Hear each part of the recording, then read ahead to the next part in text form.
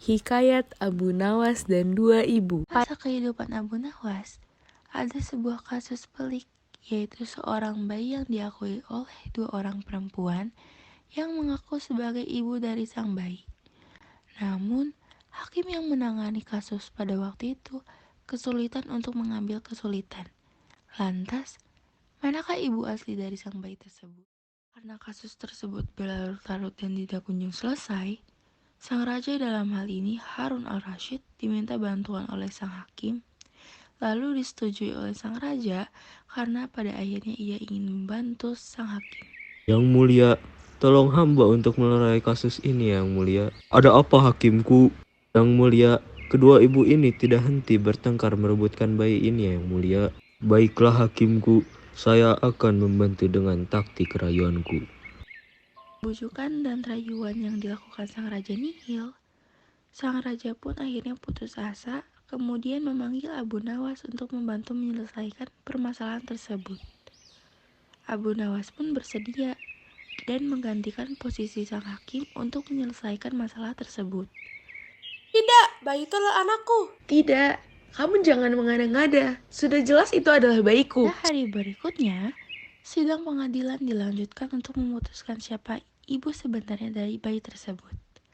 Pada sidang tersebut, Abu Nawas memanggil seorang algojo yang membawa pedang di tangannya. Kemudian dia memerintahkan supaya sang bayi diletakkan di atas meja.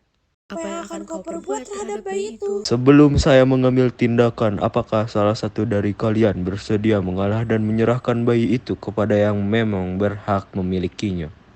Tidak, bayi itu adalah anakku. Ternyata kedua perempuan tersebut masih saling mengotot dan tidak mau mengalah. Melihat kedua perempuan tersebut yang masih saling mengotot pun, Abu Nawas kemudian mengeluarkan ancaman. Kalau kalian memang sungguh-sungguh sama menginginkan bayi itu dan tidak ada yang mau mengalah, maka saya terpaksa membelah bayi itu menjadi dua sama rata. Mendengar ancaman dari Abu Nawas, perempuan pertama girang bukan kepalang. Sedangkan perempuan kedua menjerit histeris dan berkata, Jangan, tolong jangan dibelah bayi itu. Biarlah aku rela berikan bayi itu seutuhnya kepada perempuan itu. topeng kedua perempuan tersebut akhirnya terbuka. Abu Nawas langsung mengambil dan menyerahkan sang bayi kepada perempuan kedua dan meminta supaya perempuan pertama dihukum sesuai dengan perbuatannya tersebut. Begitulah sosok seorang perempuan yang bernama Ibu. Ia mempunyai ikatan batin yang sangat kuat dengan anaknya. Melihat anaknya sakit saja, ia tidak tega dan begitu khawatir. Apalagi menyaksikan anaknya disembelih di depan matanya langsung. Ibu adalah sosok yang selalu menjadi tempat keluh kesah bagi anak-anaknya. Bagaikan matahari, kasih sayangnya tidak pernah lekang oleh waktu.